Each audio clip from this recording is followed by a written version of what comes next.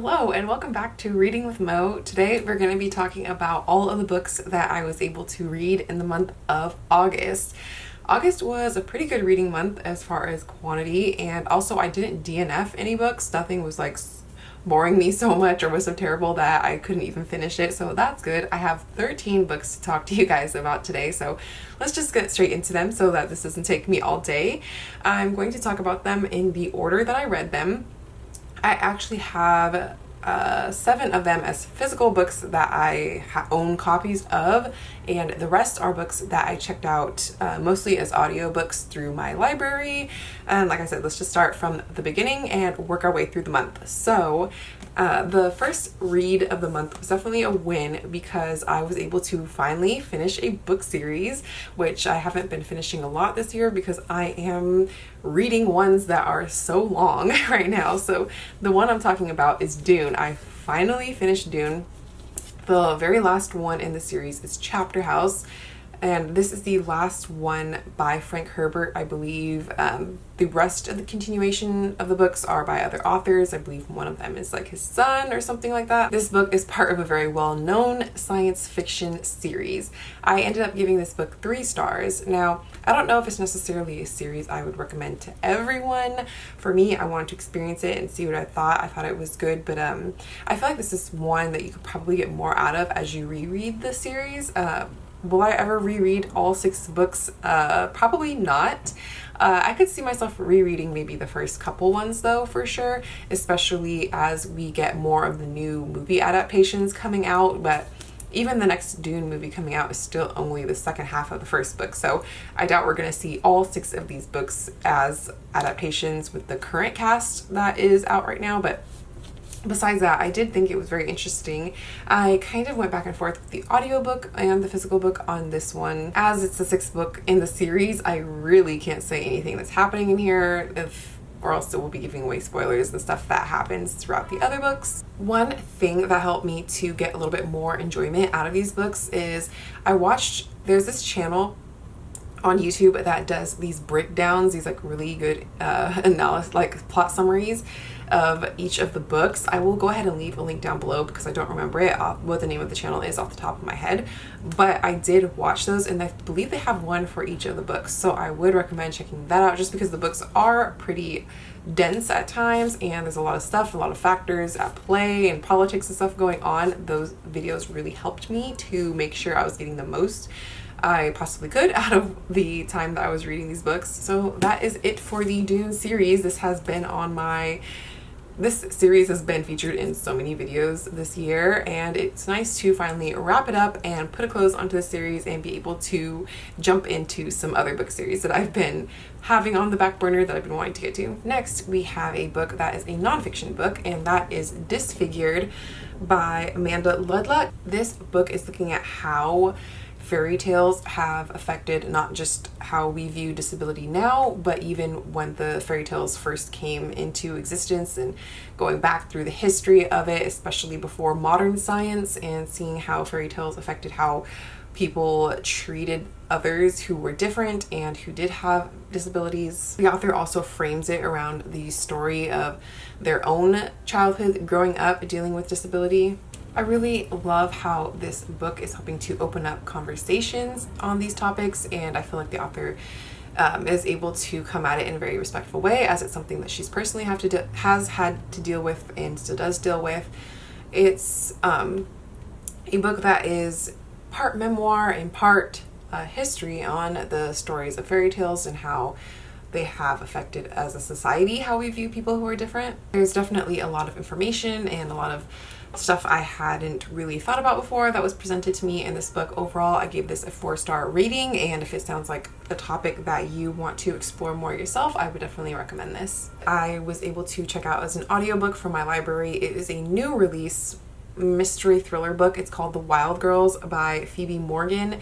I ended up giving this book a 3-star rating. I think it was entertaining at the time. It was good. It's not like one of my favorites, but it was entertaining. It was like when it comes to mystery thriller books, I just look to be entertained, and I feel like this one kept my attention. but it didn't do anything that wildly blew me away. So what happens in this book is we're following this group of 4 friends. They are all reuniting, coming together after they have been apart for a long time for this birthday event that's taking place in an African safari in Botswana. Each of them have their own things they're dealing with back at home, but this is going to be an all expense paid trip, so obviously none of them are going to turn this opportunity down and the chance to possibly rekindle old friendships with these girls that they are no longer close with anymore that they used to be. We know that there is something that has happened in the past that led to their friendship group falling apart and not becoming as close anymore, and that's something that is revealed eventually in the book. This book had a definitely interesting setting. It was fun, it was entertaining, it was a very easy to listen to and follow along with plot. It was very simple, it didn't do anything crazy, and for that, I feel like if that's something that you look for in your mystery thriller books, then I would recommend it to you guys. The next audiobook I listened to was also a new release book. It's called Tomorrow and Tomorrow and Tomorrow by Gabriel Zevin, who you may know this author from a previous book that they released, which is very well known, which is The Storied Life of A.J. Fikry. I remember reading this book a couple years ago and I remember enjoying that one. I think I gave it like 4 stars. I went into this book with not really much expectations because I feel like when I went into The Storied Life of A.J. Fikry, I had too high expectations because so many people loved it, and I did enjoy it, but I just don't feel like my joy was up to the hype that the book was surrounding the book. So with this one, as it's a new release, I didn't really have anybody else's opinions to go on yet, so I am glad to say that I really did enjoy this book. I gave it a 4-star rating as well, but this is one of those books that I feel like has the potential to really stick with you long term. The characters are pretty memorable, at least to me, and the plot and everything. So we're following this friendship between 2 friends who are friends but never lovers, I believe is how they're described. Yeah, often in love but never lovers. The main characters that we're following, Sam and Sadie, we are following them from pretty much childhood to later stage life, back and forth, and I just really enjoyed them. I feel like they're very distinctive as characters, very believable as characters.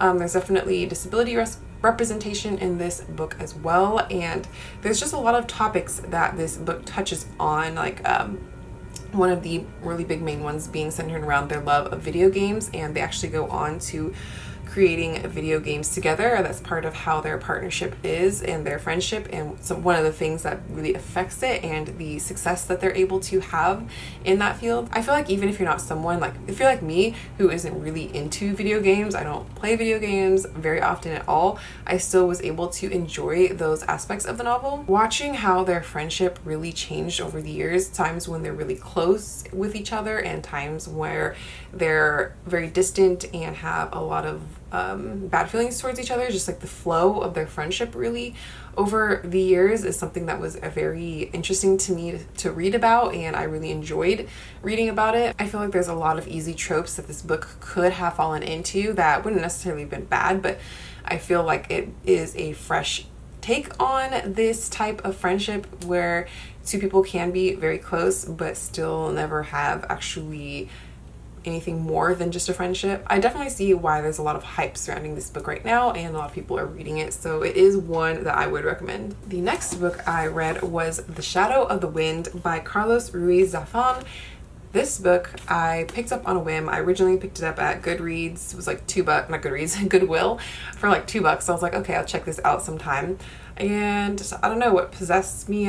Maybe someone had commented or I just seen it sitting outside my bed or something. I decided to pick it up and see what it was all about.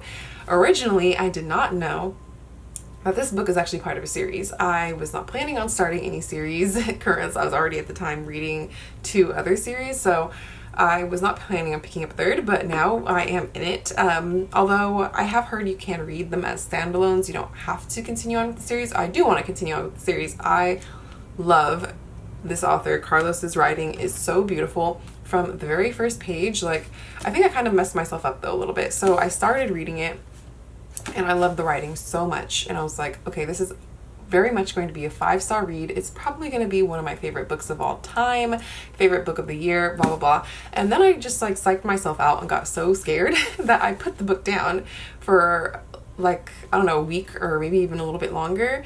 And then I went back into it, and because I just started where I had left off, I had kind of like forgotten a little bit of the plot and stuff that had happened, and I had kind of lost some of that initial excitement of reading. I shouldn't have put the book down, which was a mess up on my own part. So I gave this book like a 4.5-star rating, but I really do think that eventually when I go back to reread this book again, I could easily give it a 5-star rating. But on Goodreads, I definitely gave it 5 stars because, I mean, it's probably even more like 4.75. I have to give this book a 5-star rating. It was so well written, and there's so many different layers to this plot. So I haven't even told you guys what this is about yet. So it takes place in Barcelona in 1945. We're following our main character. His name is Daniel. His dad owns a used, or I'm not sure if it's used, but some sort of bookshop, and he's able to go to this place where he has this book, and he finds this book. It's called Shadow of the Wind, and he reads it, and he immediately falls in love with it, wants to read everything by the author. But then this really mysterious thing happens where all these books are disappearing. It seems like someone is trying to destroy all traces of this author, which sends him on this really huge multi-layered mystery adventure journey on to figuring out what the heck is going on. At the same time, we're also following him and his relationship with other people, like his dad and this guy who works at their bookshop, Jacques Fermin, I think his name was, who was so funny to read about. I love the parts of him. And also to this other girl that he's kind of interested in, and also one of his friends and stuff. And I just thought this was such a well-constructed novel. I am very interested to see where the series goes after this, because definitely it ends in a way where it doesn't need to continue on with the series, but I am glad that we are getting more of this world and the story. And I know a lot of people have loved this book over time. I don't even remember when this book came out. And this is also, I haven't even mentioned, a book in translation, or it's translated by Lucia Graves. And for this to be a book in translation and still come across so beautifully written, that is just like such a cool thing to see, which means this translator is very talented. So this book was originally published, I think it's saying in 2001, and the translation was in 2004. So this book has been out for almost a couple of decades now, but I am glad that I finally was able to pick it up and read it myself. I can see why so many people are very hyped in this book, and I am definitely one of those ones who is going to be recommending it for sure. One of the things that also really excited me when I was getting into this book, because I felt like it's been so long since I've truly fallen in love with a book and could give it a 5-star rating, and I didn't know if maybe I just should stop reading because I just wasn't really finding anything like that, or if something was wrong with me, or if it was wrong with the books. But this book helped to restore my faith in reading again. Next, we have another book that is along similar lines in that it's about a book about books, kind of, and this one is The Book Eaters by Suni Dean. I checked out the audiobook for this one from my library. It is also a 2022 release. I think this one only came out within the past month or so. I ended up giving this book 4 stars. It's kind of hard to categorize this book. I don't know exactly what genre it's in. I would say it's kind of like definitely more in fantasy / horror fiction, almost like gothic fiction. I don't know. It's very hard to place this, at least in my opinion. Our main character is a book eater, which is these people who, kind of like the name suggests, they eat books. Like we would eat normal food, they need to eat books to be able to stay alive and sustain themselves. We're following our main character, Devin, who is one of these book eaters, and when they do eat the book, they are able to basically absorb all of the information that was inside of that book, and they know it. I don't want to really give away too much of the book. Even in myself, when I went into it, I didn't really know too much, and I feel like the book's description is really good at not really giving away a lot of the major plot points of the book. But we do start off following Devin and her young son. Devin is on the run with her young son. She's part of this really old reclusive clan of book eaters, and there is a reason why they are specifically after her and her son. I will not say why they're on the run or anything. I don't want to give any spoilers away, but I did enjoy this book. I felt like it was very fun and also dark at a lot of points too. How the book ends, it does leave it open to possibly, if the author wanted to, continuing the story and making this as part of a series. While I did enjoy the book, and I did give it a 4-star rating, I think if it were to be turned into a series, I don't know necessarily if it's one that I would continue on with. Like maybe not. We'd have to see how I felt when the book came out. But as I am at this point, like I feel fine with how the book ended, and if it were to continue as a series, I don't really feel like I would probably pick up the next one. Next, I listened to the audiobook for Unmasked: My Life Solving America's Cold Cases by Paul Holes with Robin Gabby Fisher. I received this arc for the book from Celadon Books. This book actually came out back in April, and I am just now getting around to reading it. I listened to the audiobook for this. It was a very quick audiobook to listen to, as the book isn't super long. It is nonfiction, and it's described as From the Detective Who Found the Golden State Killer, a memoir of investigating America's toughest cold cases and the rewards and toll of a life-solving crime. So we're seeing this detective not just as he's having this very strong urge to find all of these killers and solve all of these cold cases. We're following his whole career pretty much from when he starts out to retirement. And we're also seeing how his job affects his family life and how it has affected him personally throughout the years, having to deal with this type of job specifically. It's not one that I envy, but one that has to be done. And I'm glad that there are people who are able to do jobs like this that really do affect you personally. Like, how could you not have a job trying to solve murders and have that not affect you in any way, and how you relate to your own and view your own family and the world and other people and things around you. It's definitely not an easy job, so I found it very interesting to read from his perspective and just see some of the different cases that he's had the opportunity to work on over the years, ones that he's been able to help solve and ones that have really stumped him. I would say while the book does look at some of the cases that he is solving, it's really about him as a person and his process and his life, and more so focus on the personal side of it, more of a memoir of him than on the cases. So just know that going into it, depending on how you like to read true crime fiction. I don't read a lot of true crime books, but every once in a while I do feel like picking one up, and I really did enjoy the audiobook for this one. I ended up giving this one 4 stars. Next, I have a book that I was able to get through my library, and now I'm having a hard time remembering if I read the ebook before I listened or if I listened to the audiobook, but either way, it was The Dragon Keeper by Robin Hobb. This is the first book in the Rainwild Chronicles quartet that she released, that is part of the Realm of the Elderling series that I've been working on for quite some time now.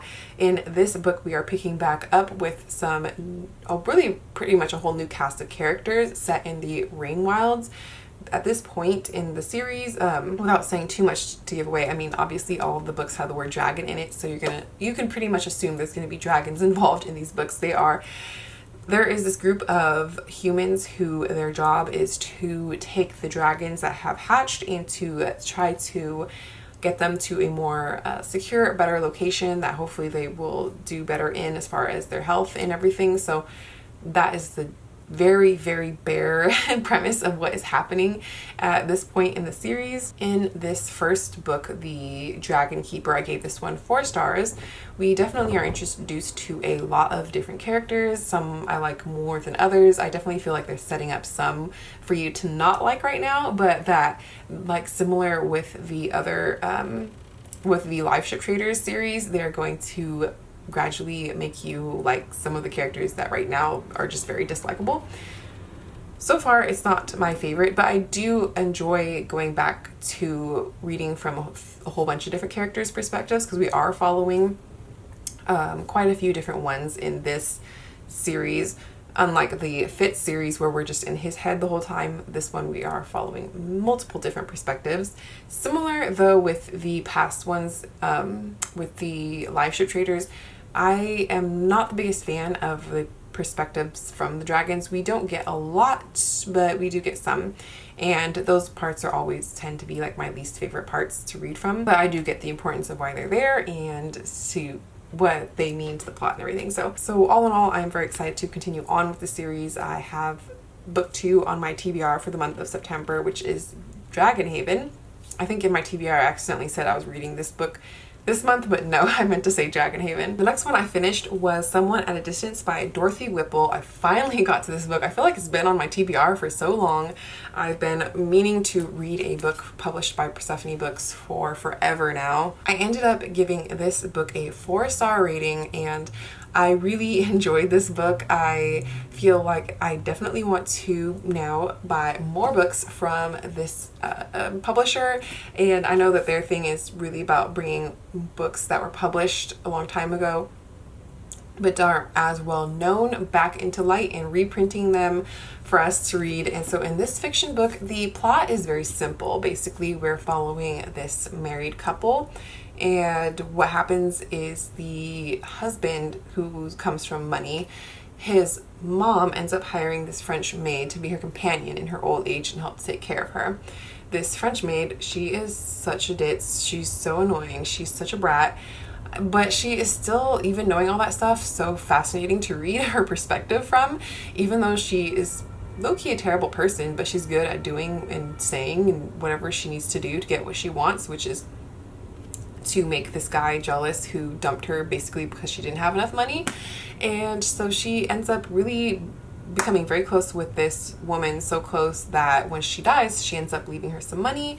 And while she's I don't really want to give away like too much of the plot of this, but we are following the husband and wife as they're dealing with the fallout of an affair. I really enjoyed this book. I just was so infuriating to read from the perspective of each of these characters, honestly, because none of them are perfect. They're all so very flawed, and they're all having to deal with this situation and the fallout of it. And I just feel like it was so good. And the first part of the book, like, it's very slow, unassuming novel. Like, this is not a fast-paced, like, super, like, gossipy type of book. But I just feel like the author really, Dorothy Whipple, she does a good job of really setting up the characters and setting up the setting and everything that's going on leading up to the events that happen, because that doesn't really happen until like halfway into the book. I will definitely be reading more books written by Dorothy Whipple to see how I feel about other stuff that she's written, and I will as well definitely be picking up some more Persephone classics whenever I get a chance to. Then after that, I picked up a Monster Calls by Patrick Ness, inspired by an idea from Siobhan Dowd and illustrated by Jim Kay. This book didn't really take me too long to read because it's only about 200 pages, and there are in this edition a lot of cool, really well done illustrations and stuff. I went to this book knowing that it was a little bit sad. I still haven't watched the adaptation of it yet, but I did enjoy this book. I gave it 4 stars. We're following this young boy whose mom is sick and she's going through treatments, as at the same time every night he is being visited by this monster who he thinks is just something in his dreams, but in the morning weird things happen, like there'll be leaves on the floor or something to show that what happened the previous night was not just all in his head in a dream. I really enjoyed this book. You know that it's going to end sadly, but even knowing that, I can't even lie, I still did tear up at the end when I was reading this book. I enjoyed it. I feel like this is a good book for, I know this is I think it's marketed more to young adults. On the back it says ages 12 and up, so I feel like, yeah, this is definitely in that age range. I feel like if I had read it when I was around that age, I would have loved it even more as well. So if you like to read books around this age range, or you know of a young reader who likes to read, I would definitely recommend this one. And thank you so much. I don't know your first name, but the username is Moonbot7, who sent me this book. I am very thankful that you sent this to me, and I'm glad that I got to it right away because I really did end up enjoying this book. And thank you as well for the next book I'm going to talk to you guys about. Was also a book that was purchased off my book wish list. One was sent to me by Chris, so I finally got to this one. It was a graphic novel adaptation of the classic To Kill a Mockingbird by Harper Lee. Now, I know I read To Kill a Mockingbird, the novel, at least once or twice, either back when I was in school or sometime around like school age. And I didn't really remember too much, though, of the specifics of the book. But I really did enjoy the illustration style of this graphic novel. It's a pretty lengthy adaptation as well, so I feel like it was able to really fit everything into this. Like, I don't really know if there was much they had to cut out to make it work in this form, I ended up giving this book a 4-star rating. This book takes place, if you haven't heard of this book before, in the Deep South in the 1930s. We're following a couple of kids growing up at this time and their father, who is a lawyer and who is representing a black man in a court case that he's being falsely accused of having raped a white woman. So this book, I know, is a very well-known classic. I know there's an adaptation out there of it, a movie adaptation. I don't remember if I've seen it or not, or maybe if I had to watch it in school or something. I just feel like this adaptation of the graphic novel specifically really does complement the book well, and I really enjoyed it. So that's how I can say. I don't think I have anything else to say about it, but I just really did enjoy it. Then there's another new release I wanted to talk to you guys about that I got to, and I ended up listening to the audiobook for this one. It was Honey and Spice by Bolu Babalola. Now, this book was a little bit more out of my comfort zone. I would say that this book is a contemporary romance book, which definitely is not something I reach for a lot, but I had read a previous book by this author, a short story collection called Love and Color, so I wanted to give their writing another chance, and I gave this book a 3-star rating. I thought it was entertaining and it was good, and I feel like if this is a genre that you're really into, that I feel like this is a book you will really love. This romance book is centered around the trope of fake dating. So if that's something that you're into, then also you'll definitely like this book. We're following a young Black British woman who is going to school on this college campus. She is part of this radio show, and she gives relationship advice, even though she's not very social, in that she doesn't really spend a lot of time with people at her school. She doesn't date anyone, but she does have this on-campus show. There's this new guy at school, and comes across to her as being a player, so she pretty much warns the student body about him on her show. Things happen, and in order to save her reputation, she enters into this fake relationship dating with him. And obviously she ends up seeing him for more of who he actually is. It's very predictable in a lot of the stuff that's going to happen in the book, but I still enjoyed my time reading it. It was definitely an interesting audiobook, easy to listen to, well written. I would definitely be open to reading other books by this author, but my 3-star rating still stands. I think it was okay. I'm not going to reread it again, but it's something I would recommend to others if you are someone who really likes this genre. And I did love the representation in the novel as well. So there are a lot of good things about this book that I feel like would appeal to a lot of romance readers. Then lastly, on to the last audiobook I was able to finish for the month, and that one was another new release called The Light Always Breaks by Angela Jackson Brown. I ended up giving this book a 3-star rating. I remember it was good, and this is actually the last book of the month that I finished, but it just didn't really leave a strong impression on me. It's a little bit forgettable, in my opinion. This was a new release. We're following the main character, well, actually following 2 perspectives. It takes place in the 40s. We're following Eva Cardone, who is a 24-year-old restaurant owner in Washington, D.C. She is the restaurant owner of one of the most famous Black-owned restaurants in Washington, D.C. The other main character we're following, his name is Cortland. He is this handsome white senator from Georgia, and they both find themselves being drawn to each other, but because of the time they're living in the 40s, this is definitely something that's not looked well upon. If people were to find out they were even interested in each other at all, it would greatly affect his political career. And she is someone who is helping with civil rights and stuff and supporting that movement, so it would definitely not look favorably upon her and her restaurant and her business. So we're following them and their struggle of whether to go with society's expectations or to try and go against them. I was just not a huge fan of how the book ended, and I feel like, I don't know, the characters just fell a little bit flat for me. I never really felt super strong connection or emotionally invested in either of them.